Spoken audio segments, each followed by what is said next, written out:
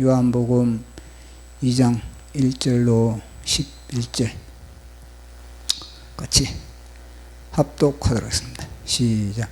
사흘째 되던 날 갈릴리 가나에 혼례가 있어 예수의 어머니도 거기 계시고 예수와 그 제자들도 혼례의 청함을 받았더니 포도주가 떨어진지라. 예수의 어머니가 예수에게 이르되 저들에게 포도주가 없다 하니 예수께서 이르시되 여자여 나와 무슨 상관이 있나이까? 내 때가 아직 이르지 아니하였나이다. 그의 어머니가 하인들에게 이르되 너희에게 무슨 말씀을 하시든지 그대로 하라 하시니라. 거기에 유대인의 정결 예식을 따라 두세 통 드는 돌 항아리 6이 놓였는지라. 예수께서 그들에게 이르시되 항아리에 물을 채우라 하신즉 9개까지 채우니 이제는 떠서 연회장에게 갖다 주라 하시매 갖다 주었더니 연회장은 물로 된 포도주를 맛보고도 어디서 났는지 알지 못하되 물 떠온 하인들은 알더라.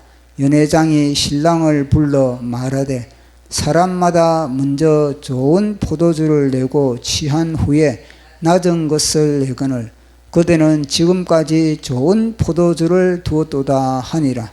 예수께서 이 첫 표적을 갈릴리 가나에서 행하여 그의 영광을 나타내시매 제자들이 그를 믿으니라. 아멘.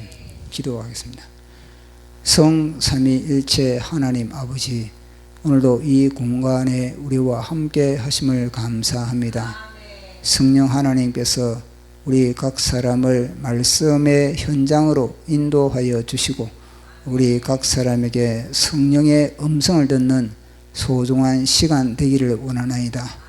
하나님, 시공을 초월하사 역사하시는 성령님, 우리 각 사람에게 맞춤형으로 흔들어 누르고 넘치도록 포도주를, 하늘의 신령한 포도주, 성령의 포도주를 우리가 아구까지 체험을 받는 소중한 시간 되기를 원하나이다. 말씀을 전하는 제 자신도 온전한 주님의 성령의 포도주를 흘러보내는 그런 통로로 삼아 주시옵소서. 이 모든 것 감사 영광 돌리며 예수님 이름으로 기도드리옵나이다. 아멘. 이 요한복음은 우리가 계속 살펴보는 것처럼 이 창조의 질서를 회복하는 그런 기사들로 엮어져 있습니다. 창조의 사건에 이제 하나의 그런 평행 구조를 이루는데 아담이 하나님의 말씀에 불순종함으로 인하여서 창조의 세계가 혼돈과 무질서로 그렇게 이어졌던 것을 우리 예수님이 말씀이 육신이 되어서 이 땅에 오셔서 이제는 그 혼돈의 세상을 질서를 잡아가는 그런 구조가 요한복음의 그런 구조인 것입니다. 그래서 요한복음에 이제 태초에 말씀이 계시니라. 이 말씀이 하나님과 함께 계시고 결국 이 말씀이 우리 예수님이다. 그렇게 요한복음 1장부터 딱 그렇게 서두에 그렇게 정의를 내려놓고 시작을 하고 있는 것입니다. 그래서 우리가 지금 주일날 살펴보고 있는 마태복음 21장부터 우리가 고난주간에 우리 예수님이 사역을 할 때 그것도 우리가 창조의 그런 질서를 회복하는 그런 평행구조로 계속 살펴보고 있지 않습니까? 그럼 그거와 이 요한복음과 차이가 무엇인가? 그것을 제가 묵상하면서 제인데 와닿는 것은 이 요한복음은 하나의 그런 이 총론인 겁니다. 총체적으로 그렇게 이 창조의 질서를 요한복음 1장부터 마지막 장까지 그렇게 사건별로 그렇게 연출하고 있지만 그러나 우리가 주일날 살펴보고 있는 마태복음 21장부터 고난주간에 창조의 사건을 회복시키는 것은 하나의 그런 강론인 겁니다. 그게 하나의 그런 총론입니다. 총론이 그것이 총론이고 이 요한복음이 하나의 그런 강론인 겁니다. 하나하나 그렇게 엮어가는 그런 하나의 상세하게 그리고 조목별로 엮어가는 것이 요한복음인 겁니다. 그래서 이 요한복음을 우리가 지금 살펴보면서 늘 우리는 창세기를 염두에 두고 이 요한복음을 살펴봐야 되는 겁니다. 그래서 오늘 우리가 살펴보고 있는 이것은 우리 예수님이 이제 첫 표적을 이제 나타내는 그런 사건이거든요. 그 예수님의 첫 표적이다 그러면은 우리 예수님이 그리스도의 첫 표적, 메시아의 첫 표적, 말씀이 육신이 오심으로 말씀의 창조주의 첫 표적, 이렇게 우리는 대입을 시키면 되는 겁니다. 그래서 이 첫 표적, 그러니까 우리 예수님이 이 요한복음에 보면 7가지의 내가 누구다, 그러니까 예수님의 정체성에 대하여서 7가지를 정확하게 밝히고 있는 거거든요.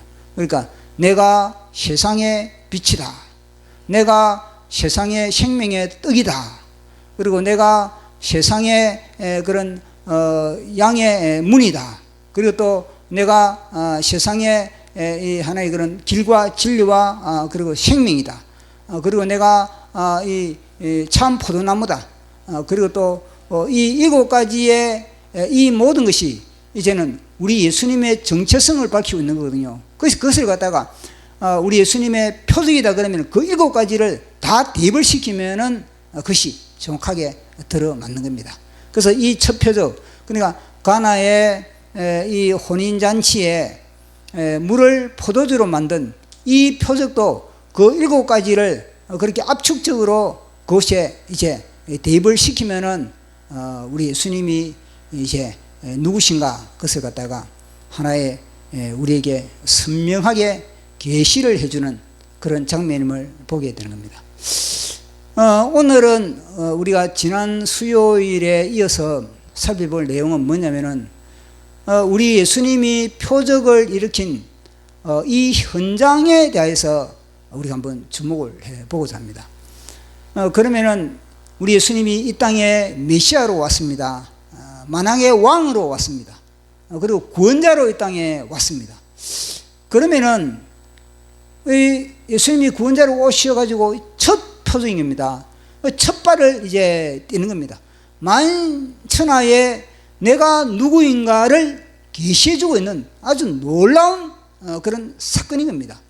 그런데 이 놀라운 이 엄청난 사건을 우리가 생각할 때는 이 예루살렘에서 이 표적을 연출해야만이 될 것 같고, 아니면은 왕의 왕궁이라든지 뭐 이런 곳에 아주 굵직굵직하고 그리고 많은 사람들이 주목을 하고 많은 사람들이 관심을 갖는 그런 이름 있는 곳, 그런 유명한 곳, 그런 곳에서 표적을 나타내는 것이 우리가 볼 때는 지극히 정상적이고 지극히 당연하다고 생각을 하고 있지 않습니까?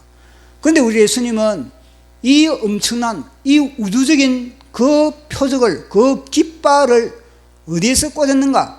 그것은요, 이름도 없는 변방의 갈릴리 가나라는 그런 동네였습니다. 갈릴리 가나라는 이 동네를 제가 구약을 찾아보니까 등장하지 않는 겁니다.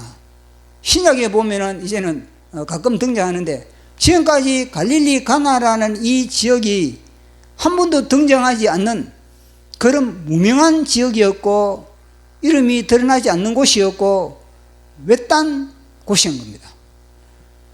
그곳에 많은 사람들이 이제 갈릴리 가나 지역에 그렇게 힘겨운 하루하루를 힘겹게 살아가는 사람들, 하루하루를 그렇게 일상 속에서 주목받지 못한 그런 삶을 살아가는 사람들이 옹기종기 모여있는 곳이 바로 갈릴리 가나 지역이었던 것입니다.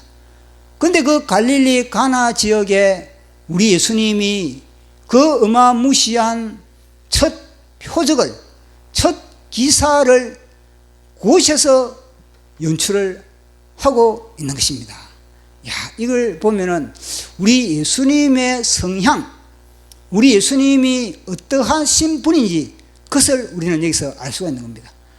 보통 우리는요, 뭔가 사람들로부터 주목받는 곳, 그리고 뭔가 대규모의 그런 엄청난 군중들이 모여 있는 곳, 특히 예루살렘이 그런 지역이지 않습니까? 수많은 스포트라이트를 받는 그런 지역, 그런 곳에 우리가 뭔가 이 사건을 일으키는, 그런 사건을 일으켜야만 뭔가 효과적이고, 그래야만 뭔가 이 자신의 그런 모든 이 정체성을 참 광범위하게 그리고 영향력 있게 드러낼 수 있다, 이렇게 생각하는데, 우리 예수님은 그렇지 않다는 겁니다. 그걸 보면서 예수님의 관심이 어디 있는가? 그 예수님의 관심은 사람들의 관심과는 너무너무 많은 차이를 보이고 있다, 이런 걸 우리가 여기서 알 수가 있는 겁니다. 그러니까 외딴 곳, 사람들이 주목하지 않는 곳, 사람들이 주목하지 않는 그런 가정, 사람들이 예사로 생각하는 그런 공동체, 그런 것이 주님은 주목하시고 그것이 임마누엘 하시는 그런 부분을 우리는 여기서 알 수가 있는 겁니다. 그리고 그 혼인잔치에도 보니까 제가 볼 때는 이걸 보면서, 이야, 주님이 이거는 연회장으로 초청받은 것도 아닌 겁니다. 그 연회를 베풀 때 연회장이 그 지역에서 최고의 리더지 않겠습니까? 최고의 리더로 이제 연회를 주관하는 연회장으로 초청받은 것도 아니고, 그것이 뭐냐, 하나의 그런 하객으로 초청을 받은 겁니다. 진짜 우주의 주인인데, 우주의 그런 진짜 중심인데, 우주의 축을 돌리는 모든 우주 만물을 말씀으로 그렇게 부여잡고 있는 계신 그분이 그것이 혼인잔치의 연회장도 아닌 하객으로 초청을 받고 있는 이런 부분을 우리가 보게 되는 겁니다. 와, 주님 이걸 보면서, 야, 주님은 자신을 드러내지 않는, 주님은 은밀한 가운데, 이걸 보면서, 야, 주님은 오른손이 하는 것을 왼손이 모르게 그렇게 주님은 일을 하시는구나. 이걸 보면서, 야, 은혜가 되는 겁니다.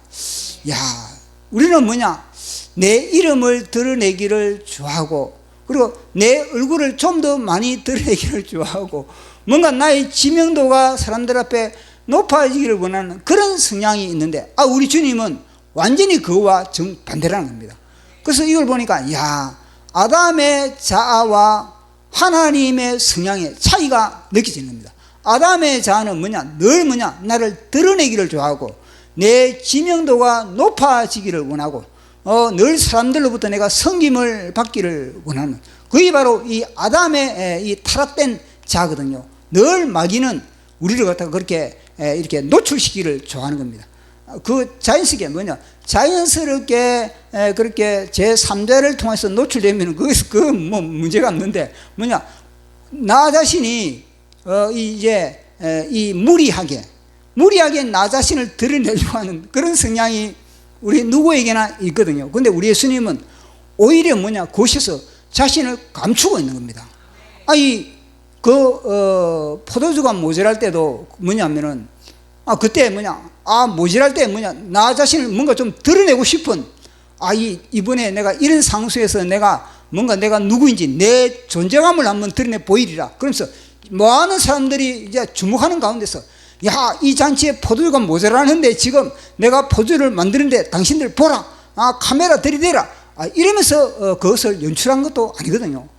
우리 예수님은 뭐냐, 은밀한 가운데서, 아무도 모르는 가운데서, 그러니까 우리 예수님이 포도주를 그렇게 연출한 그 현장을 보면은 그걸 아는 사람이 뭐냐, 예수님과 직접 그 문제에 개입을 했던 마리아와, 그리고 그 마리아의 말에 순종을 했던 그 하인들만 알고, 그리고 우리 예수님의 제자들, 그들만 알지, 이 연회를 베푸는 최고의 그런 리더인 연회장도 모르고 다른 사람들은 모르고 있다는 겁니다.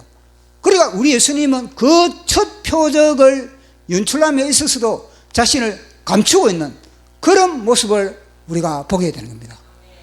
그것도 우리 예수님이 그 첫 표적을 감췄다고 그것이 감추어지는 것은 아니거든요.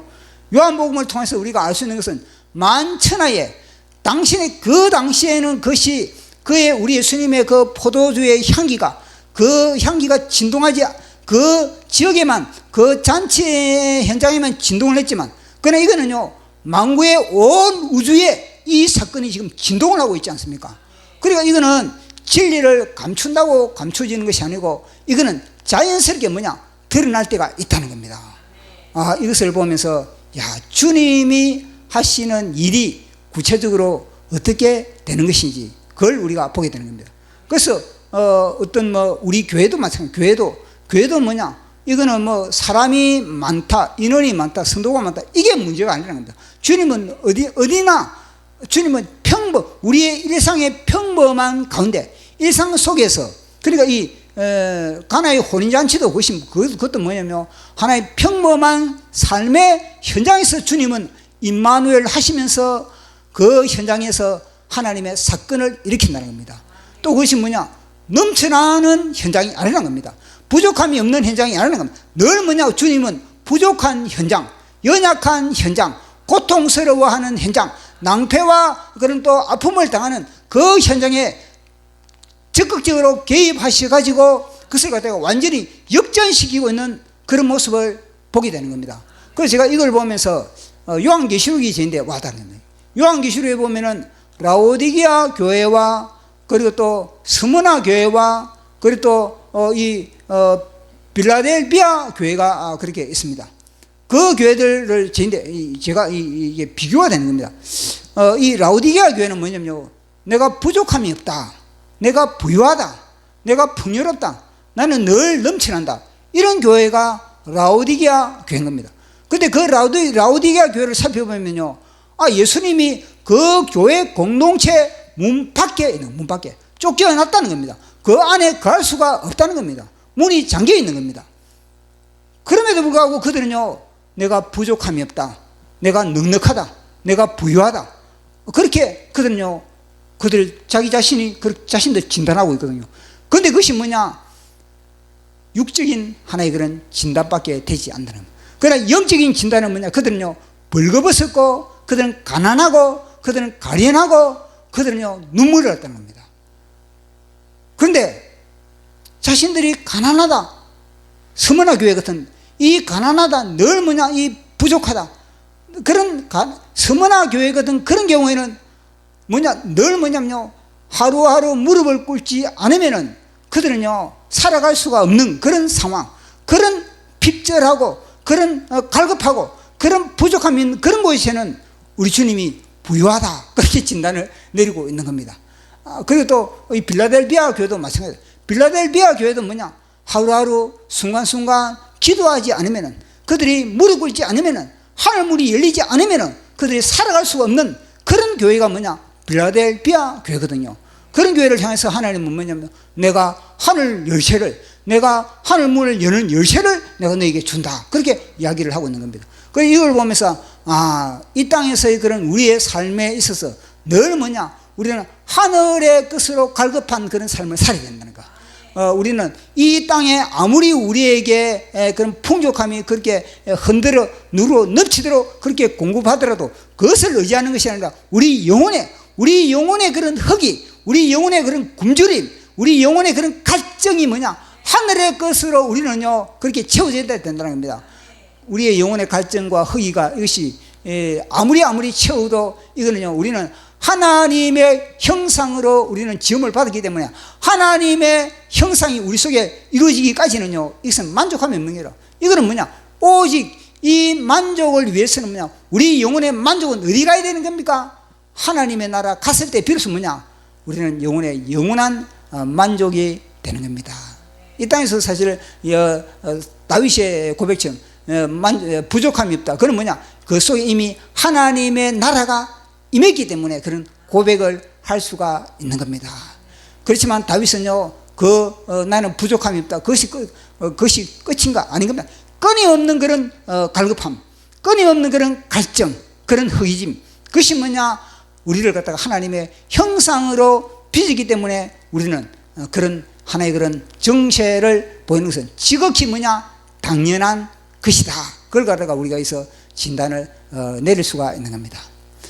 이걸 보면서 또 저한테 와닿는 것은 이 돌 항아리, 그러니까 우리 예수님이 포도주가 모자라면은 이제 우리 예수님이 그걸 연출하시려면은 포도주 통에 너희들이 물을 부으라, 이렇게 해야 우리가 볼 때는 지극히 정상이지 않습니까? 그런데 그 포도주 통이 아닌 그 포도주 통과 이거는 정결 예식을 하는 이 물통은 차원이 다르거든요. 물통은 바깥에 사람들에게 이제는 손발을 씻기 위한 하나의 정결 예식으로 그렇게 배치해 놓은 것이고, 그리고 포도주 통은 이거는 아주 그런 은밀하고 깊은 곳에 보관하는 것이 포도주 통이거든요. 그런데 물을 갖다가 포도주로 만들려면은 그 빈 포도주 통에 그렇게 물을 너희들이 9가지 채우라. 그러면은 우리가 이해가 갈 것인데, 그 사람들 손발 씻는 그것에 물을 채우라, 그렇게 하고 있다는 거예요. 그래 9가지 채우니까 그걸 갖다 뜨다가 연회장에게 주라. 그런데 왜 이 정결 예식을 하는 이 돌 항아리에 그렇게 물을 부어가지고 주님은 포도주로 만드는가? 그것은 이거는요, 정결 예식을 하는 이 돌 항아리는 구약을 상해. 구약을 구약은 늘 우리를 갖다가 끊임없는 우리의 죄 문제를 갖다가 지적하거든요. 그래서 그 죄를 갖다가 끊임없이 우리는 씻어야 되는 그런 하나의 구조가 이 돌 항아리의 그런 구조인 겁니다. 그렇지만 그 돌 항아리의 그 모든 것으로서 우리 영혼의 만족과 우리 영혼의 기쁨과 우리 영혼의 풍족함과 우리 영혼의 소통은 그것이 이루어질 수가 없는 겁니다. 그따다가 그 돌 항아리에 우리 예수님의 이 은혜의 이 포도주, 은혜의 포도주를 담았을 때 비로소 그것이 합작이 되어서 시너지 효과를 발휘한다는 것을 말씀해 주고 있는 겁니다. 그래서 이거는 구약과 신약이 함께 합작해야만이, 함께 하나가 되어야만이 비로소 이것이 온전한 하나님이 보시기에 좋은 그런 하나의 그런 잔치가 연결될 수가 있는 겁니다. 그래서 이걸 보면서 우리 예수님이 그러지 않습니까? 내가 율법을 펴놓은 것이 아니다. 내가 온전케 하시기 위해서 오신 것이다. 그래서 구약의 하나님의 말씀의 율법도 소중한 것이고, 그 율법의 그릇 안에 이 하나님의 은혜의 신약이 은혜의 신약이 이제는 그곳에 담겨졌을 때 비로소 온전한 그릇이 되고 온전한 생명이 그곳에 생명 공급하는 것을 담을 수가 있다는 것을 우리에게 말씀해 주고 있는 것입니다. 그래서 이걸 보면서 너무너무나 이번에 제가 보면서 주님의 역사하심은 은밀한 가운데서 하는구나. 주님의 역사하심은 사람들이 주목하는 곳에서 하는 것이 아니라 사람들로부터 주목받지 않는 곳에서 하나님께서는 운행하신다. 그런 것이 저한테 와닿습니다. 또 그리고 이 마리아의 그 모든 그런 믿음, 이 마리아의 믿음을 보면서 제가 뭐가 타 와닿냐면요, 이 수로보니게 여인의 믿음이 저한테 와닿습니다.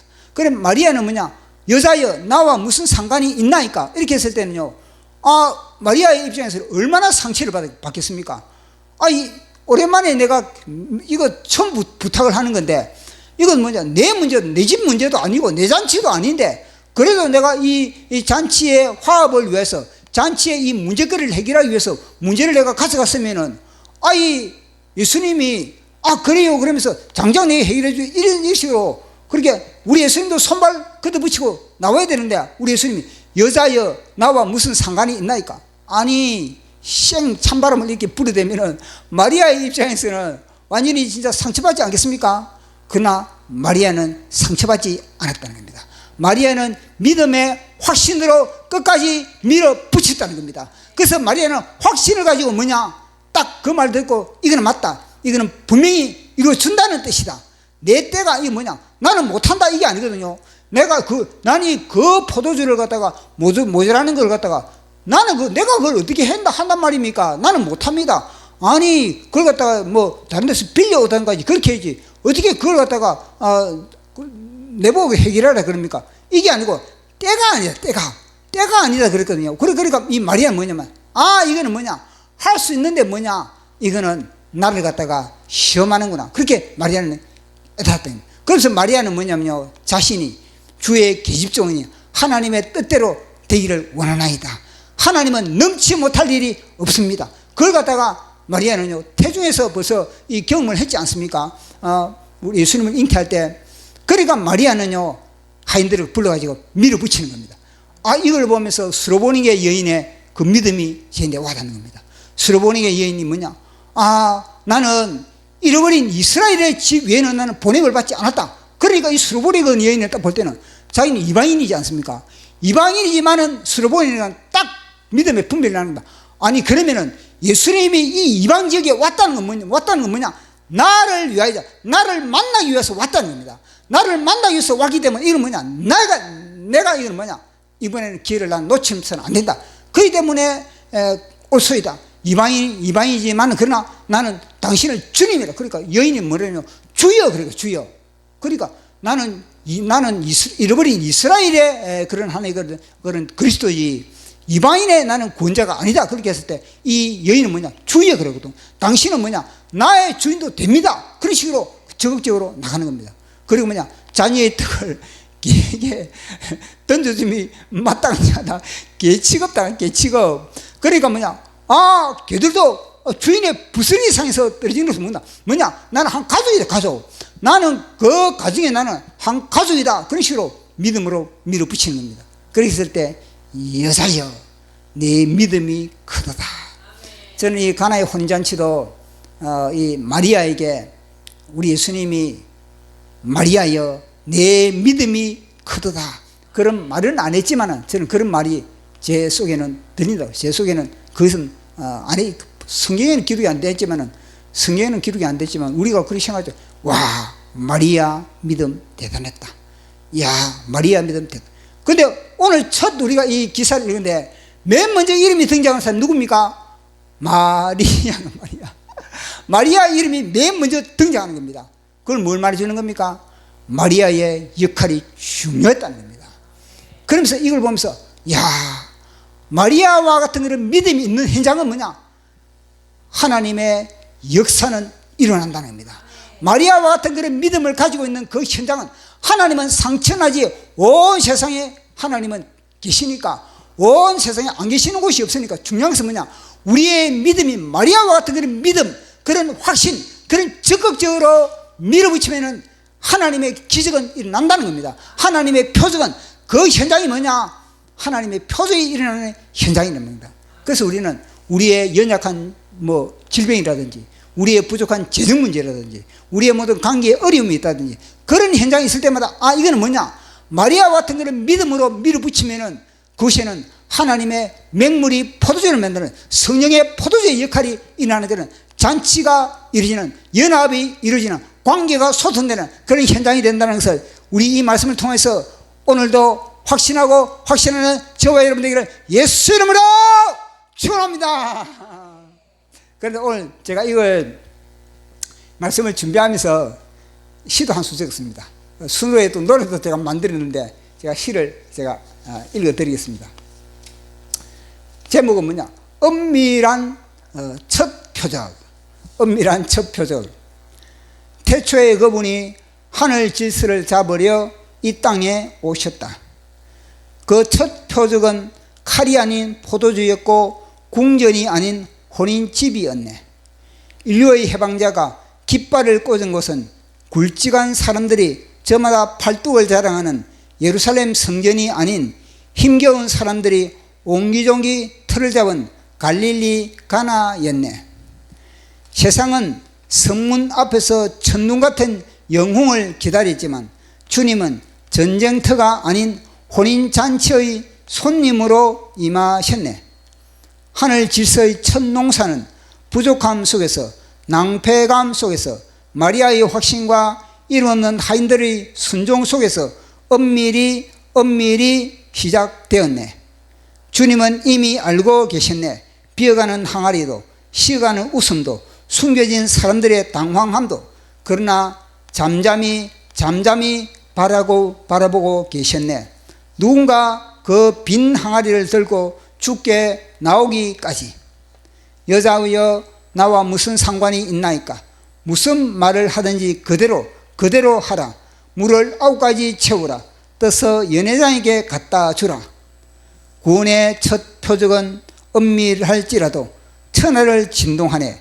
구원의 첫 향기는 겨자씨 같을지라도 천하로 번져가네. 주님은 예루살렘 성전에서 하늘의 첫 문을 여시지 않으시고 주님은 광장 한복판에서 영광의 첫 빛을 밝히지 않으셨네. 그러나 이름 없는 곳에서 영원한 기념비를 세우셨고 바닥난 항아리에서 9가지 언약의 포도주를 빚으셨네. 주님은 지금도 기다리고 계시네. 누군가 빈 항아리를 들고 주께 나오기를, 누군가 이해하지 못해도 9가지 순종하기를. 주님은 어제나 오늘이나 영원토록 건축자가 버린 그 돌들을 기념비로 세우시네. 가장 평범한 하루 속에 가장 위대한 구원이 임했고 가장 작은 그 자리에서 가장 영광스러운 하늘이 열렸네. 세상은 전쟁으로 영웅을 세우지만 하늘은 잔치로 시대를 여시네. 세상은 칼로 이름을 낭비지만 주님은 새 포도주의 향기로 오시네. 아무도 모르게 시작되었으나 온 세상이 그 향기를 맡게 되리. 누구도 할 수 없는 변화를 온 세상이 경험하게 되리. 여자여 나와 무슨 상관이 있나이까. 무슨 말을 하든지 그대로 하라. 물을 9가지 채우라. 떠서 연회장에게 갖다 주라.